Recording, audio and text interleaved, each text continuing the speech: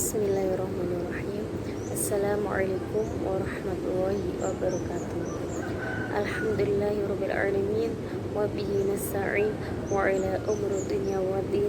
Wassalatu wassalamu ala asyrafil anbiya'i wal mursalin sayyidina wa maulana Muhammadin wa ala alihi washabihi ajmain, amma ba'du.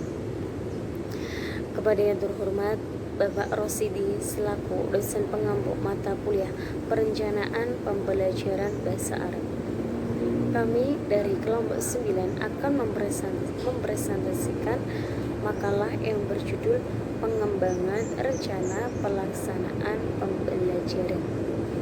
Kelompok 9 terdiri dari 3 anggota, yaitu yang pertama saya Wahyu Nur Aini, dan yang kedua Eka Alifatul Fitriyah, yang ketiga Lailatul Aisyah Amini. Materi yang pertama akan disampaikan kepada Lailatul Aisyah Amini, dan materi yang kedua akan disampaikan kepada Eka Alifatul Fitriyah, dan materi yang ketiga akan disampaikan saya sendiri, yaitu Wahyu Nur Aini. Langsung saja, materi yang pertama akan disampaikan kepada Lailatul Aisyah Amini. Kepadanya saya persilakan. Bismillahirrahmanirrahim. Saya Lailatul Aisyah Amini. Di sini saya akan sedikit menerangkan mengenai pengertian RPP dan tujuannya. Yang pertama, pengertian RPP. RPP adalah singkatan dari Rencana Pelaksanaan Pembelajaran dan mempunyai arti sebagai rencana pembelajaran yang dikembangkan secara rinci mengacu pada silabus, buku teks pelajaran, dan buku panduan guru.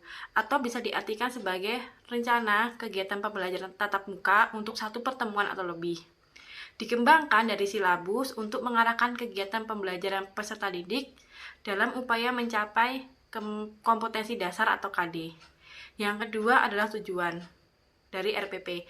Yang pertama, mempermudah, memperlancar, dan meningkatkan hasil proses belajar mengajar. Dan yang kedua, agar guru dapat melihat, mengamati, menganalisis, dan memprediksi program pembelajaran sebagai kerangka kerja yang logis dan terencana. Sekian dulu dan akan dilanjutkan oleh Mbak Alifah. Terima kasih. Baik, di sini saya akan menjelaskan tentang hal-hal yang perlu diperhatikan dalam menyusun rencana pelaksanaan pembelajaran atau RPP dan bagaimana langkah-langkah pengembangan rencana pelaksanaan pembelajaran. Yang pertama, saya akan menjelaskan tentang hal-hal yang perlu diperhatikan dalam menyusun rencana pelaksanaan pembelajaran atau RPP. Dalam menyusun RPP atau Rencana Pelaksanaan Pembelajaran perlu memperhatikan hal-hal sebagai berikut. Yang pertama, rencana pelaksanaan pembelajaran disusun untuk setiap kompetensi dasar yang dapat dilaksanakan dalam satu kali pertemuan ataupun lebih. Yang kedua, tujuan pembelajaran menggambarkan proses dan hasil belajar yang harus dicapai peserta didik sesuai dengan kompetensi dasar. Yang ketiga, tujuan pembelajaran dapat mencakup sejumlah indikator atau satu tujuan pembelajaran untuk beberapa indikator. Yang penting, tujuan pembelajaran harus mengacu pada pencapaian indikator. Yang ketiga, kegiatan pembelajaran atau langkah-langkah pembelajaran dibuat setiap pertemuan. Bila dalam satu rencana pelaksanaan pembelajaran atau RPP terdapat 3 kali pertemuan, maka dalam rencana pelaksanaan pembelajaran atau RPP tersebut terdapat 3 langkah pembelajaran. Dan yang terakhir, bila terdapat lebih dari 1 pertemuan untuk indikator yang sama, tidak perlu dibuatkan langkah-langkah kegiatan yang lengkap untuk setiap pertemuannya. Baik, selanjutnya saya akan menjelaskan tentang bagaimana langkah-langkah dalam pengembangan rencana pelaksanaan pembelajaran. Rencana pelaksanaan pembelajaran atau RPP adalah rencana yang menggambarkan prosedur dan manajemen pembelajaran untuk mencapai satu atau lebih kompetensi yang ditetapkan dalam standar isi dan dijabarkan dalam silabus. Rencana pelaksanaan pembelajaran merupakan komponen yang paling penting dalam kurikulum tingkat satuan pendidikan. Dalam pengembangan rencana pelaksanaan pembelajaran atau RPP, Guru diberi kebebasan untuk mengubah, memodifikasi, dan menyesuaikan silabus dengan kondisi sekolah dan daerah serta karakteristik peserta didik. Langkah-langkah yang patut dilakukan guru dalam penyusunan rencana pelaksana pembelajaran yaitu langkah yang pertama yaitu mengidentifikasi dan mengelompokkan kompetensi yang ingin dicapai setelah proses pembelajaran. Kompetensi yang dikembangkan harus mengundang muatan yang menjadi materi standar yang dapat diidentifikasi berdasarkan kebutuhan peserta didik, kebutuhan masyarakat, ilmu pengetahuan, dan filsafat. Untuk mengidentifikasi kompetensi harus memperhatikan unsur proses pengatur nyata dan mengandung pengalaman belajar yang diperlakukan untuk mencapai kompetensi tersebut. Langkah selanjutnya yaitu adalah mengembangkan materi standar yang merupakan isi kurikulum yang diberikan kepada peserta didik dalam proses pembelajaran dan pembentukan kompetensi. Materi standar mencakup 3 komponen utama, yaitu ilmu pengetahuan, proses, dan nilai-nilai. 3 komponen utama tersebut dapat dirinci sesuai dengan kompetensi dasar, visi, dan misi sekolah. Dan langkah yang ketiga yaitu menentukan metode dalam menyusun rencana pelaksanaan pembelajaran atau RPP. Penentuan metode pembelajaran ada kaitan dengan pemilihan strategi pembelajaran yang paling efisien dan efektif dalam memberikan pengalaman belajar yang diperlukan untuk membentuk kompetensi dasar. Strategi pembelajaran merupakan kegiatan guru dalam melakukan proses pembelajaran dan pembentukan kompetensi. Strategi pembelajaran dapat memberikan kemudahan kepada peserta didik untuk mencapai tujuan setiap pembelajaran dan pembentukan kompetensi. Guru dapat menggunakan berbagai metode dan berbagai media untuk mencapai tujuan pembelajaran. Langkah selanjutnya yaitu pengembangan rencana pelaksanaan pembelajaran adalah merencanakan penilaian. Sejalan dengan KTSP yang berbasis kompetensi penilaian hendaknya dilakukan berdasarkan apa yang dilakukan oleh peserta didik selama proses pembelajaran dan pembentukan kompetensi. Oleh karena itu, penilaian hendaknya dilakukan berbasis kelas dan ujian dilakukan berbasis sekolah. Penilaian pembelajaran dilakukan untuk mengetahui tercapai tidaknya pelaksanaan pembelajaran. Penilaian pembelajaran mencakup semua komponen pembelajaran, yaitu baik proses maupun hasilnya. Untuk itu, kegiatan penilaian membutuhkan alat penilaian dalam mencapai tujuan, dan guru perlu menentukan alat penilaian dengan sesuai kompetensi yang dinilai. Selanjutnya, saya Wayu Nuraini sebagai pemateri yang ketiga akan menjelaskan tentang rumusan masalah yang keempat, yaitu tentang format dan model rencana pelaksanaan pembelajaran.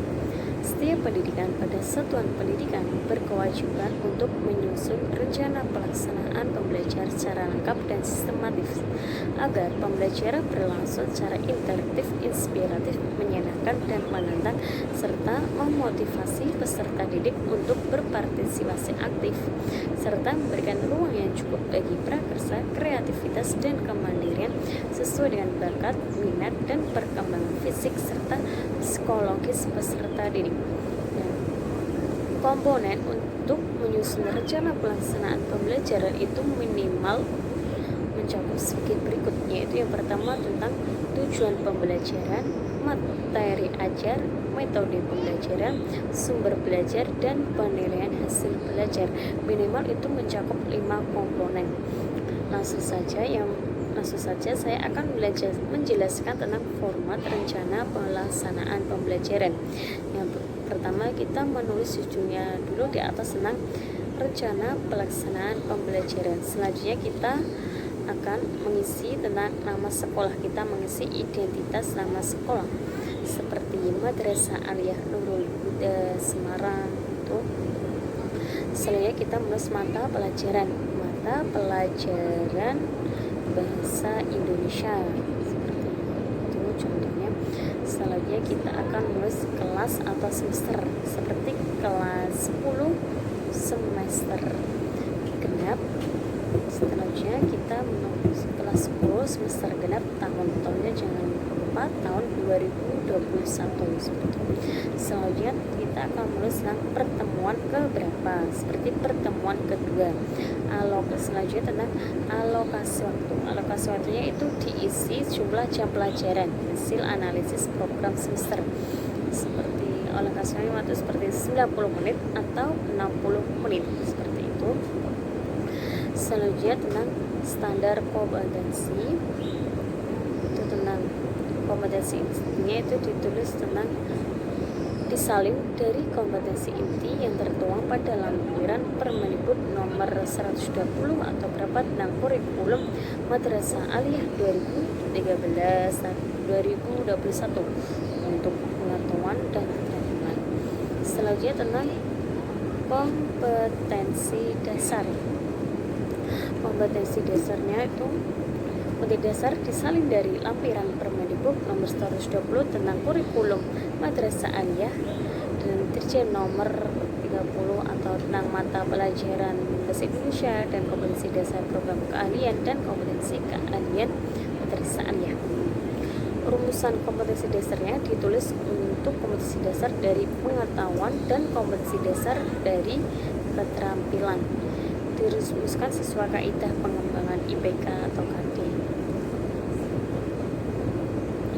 Itu menerapkan pengetahuan pengelolaan informasi digital melalui pemanfaatan perangkat guna pengolah informasi berdasarkan dimensi pengetahuan dan proses kognitif.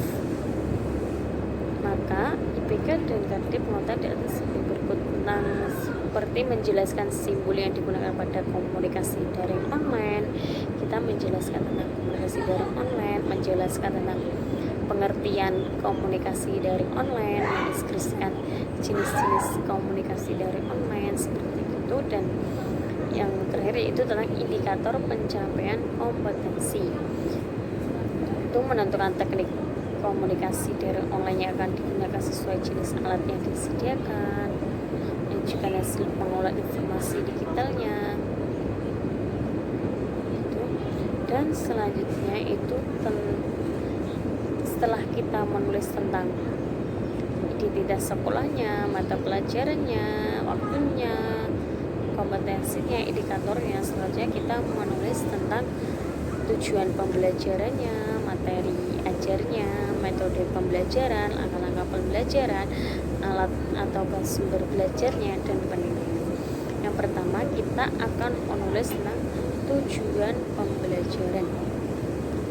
Tujuan pembelajaran dikembangkan sesuai rumusan tujuan pembelajaran berdasarkan IPK di atas. Maka rumusan tujuan pembelajaran itu tadi kan kita menulis rumusan pembelajaran tentang daring online, ya, tentang komunikasi daring online. Itu seperti ini tujuannya itu setelah berdiskusi atau setelah belajar, setelah pelajaran itu dan menggali informasi, peserta didiknya itu dapat menjelaskan tentang pengertian komunikasi daring online sesuai dengan buku teks secara santun. Dan setelah berdiskusi tadi, setelah pelajaran, peserta didik itu dapat menjelaskan tentang simbol yang digunakan pada pengolahan informasi digital daring online sesuai dengan buku teks atau secara santun.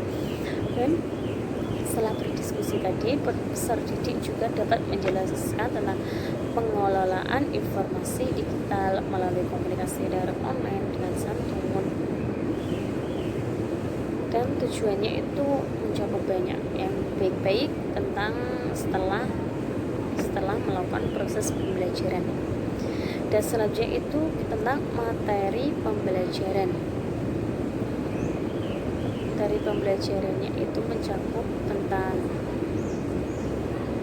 materi pembelajaran itu dikembangkan sesuai dengan rumusan materi pembelajaran berdasarkan contoh tujuan pembelajaran di atas. Maka materi pembelajaran itu seperti yang tadi disebutnya tentang tujuan pembelajarannya dan rumusan pembelajarannya.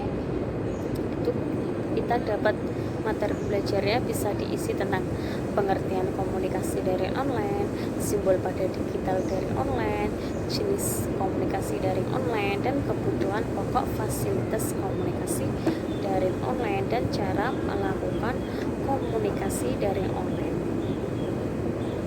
Dan selanjutnya itu tentang model dan metode pembelajaran. Tentang metode pembelajaran, metode pembelajarannya itu sesuai dengan tadi konsep tadi, itu pemahaman proses pembelajaran itu bisa dibuat tabel perancang pemandu jenis model belajar yang berdekatan dan bertindak saintifik. Itu modelnya atau metodenya itu bisa seperti di kelas kita membuat tabel-tabel, atau bisa diterangkan secara langsung oleh gurunya. Jadi selanjutnya itu tentang kegiatan pembelajaran. Kegiatan pembelajarannya itu, langkah-langkah pembelajarannya itu ada 3 kegiatan. Yang pertama di kegiatan di awal, kedua kegiatan di inti, di tengah atau di inti yang, dan terakhir itu kegiatan akhir.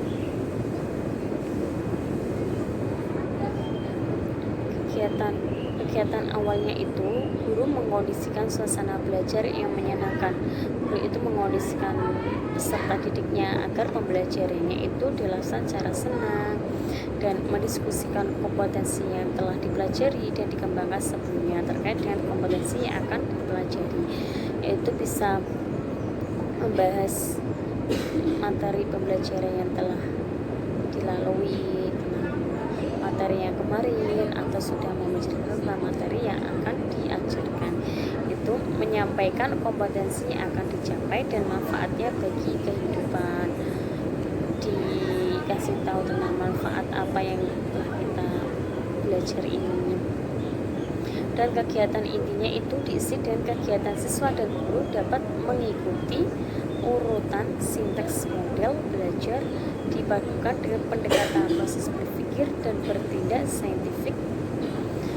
Dan itu kegiatan di inti, guru itu, siswa dan guru itu langsung masuk ke pembelajarannya, langsung berpikir, langsung membahas tentang apa yang akan kita pelajari. Itu tadi tentang komunikasi dari,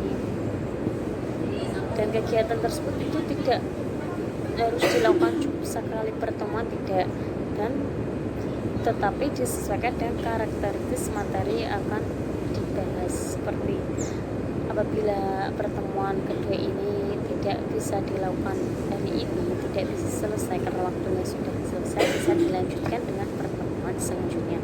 Tidak harus dilakukan 1 kali pertemuan. Dan kegiatan yang terakhir yaitu kegiatan akhir atau kegiatan penutup. Kegiatan penutup itu bisa diisi dengan membuat rangkuman atau simpulan pelajaran. Tadi yang terakhir kita akan mengisi tentang itu kesimpulannya atau rangkumannya tentang pelajaran yang telah dipelajari tersebut, atau merencanakan kegiatan tidak lanjut dalam bentuk tugas kelompok atau berseorang, atau kita akan mengasih tugas rumah, PR, pekerjaan rumah bisa dilakukan secara kelompok dan secara mandiri. Dan menyampaikan rencana pembelajaran pada pertemuan berikutnya, dan akan dikasih tahu materi selanjutnya itu kita akan membahas tentang apa kalau materi tadi belum selesai dibahas. Dan selanjutnya itu tentang alat atau bahan sumber belajar, dan itu seperti alat-alatnya, alat bantu dan bahan yang digunakan dalam proses pembelajaran di setiap rencana pelaksanaan pembelajaran. Itu alat-alatnya bisa berupa buku, media cetak, dan elektronik, alam sekitar, atau sumber belajar lain yang relevan untuk setiap pertemuan. Bisa digunakan dengan buku, atau alam sekitar, atau media massa, atau media apa. Dan selanjutnya itu tentang penilaian, ya terakhir dengan tentang penilaian. Penilaiannya itu diisi dengan hasil analisis teknik dan instrumen penilaian hasil pembelajaran sesi sebelumnya, dan dibuatkan jurnal harian tentang kejadian istimewa yang dilakukan oleh siswa pada saat kegiatan pembelajaran berlangsung. Contohnya sikapnya siswa saat pembelajaran itu baik atau tidak baik, itu bisa dimasukkan ke dalam penilaian. Dan penilaiannya itu bisa secara tertulis atau dengan cara penugasan. Kan tadi ada tugas pekerjaan rumah dan ada tugas di dalam kelas, itu bisa dijadikan dalam penilaian dan atau praktek pembelajaran. Dan sekian dari saya atas penjabaran tentang perumusan masalah yang keempat. Alhamdulillah, semua materi telah dijelaskan oleh kelompok kami. Apabila banyak kekeliruan dan ketidakfahaman, kami ucapkan mohon maaf sebesar-besarnya, dan cukup sekian dari kelompok kami. Kami ucapkan mohon maaf dan terima kasih. Wassalamualaikum warahmatullahi wabarakatuh.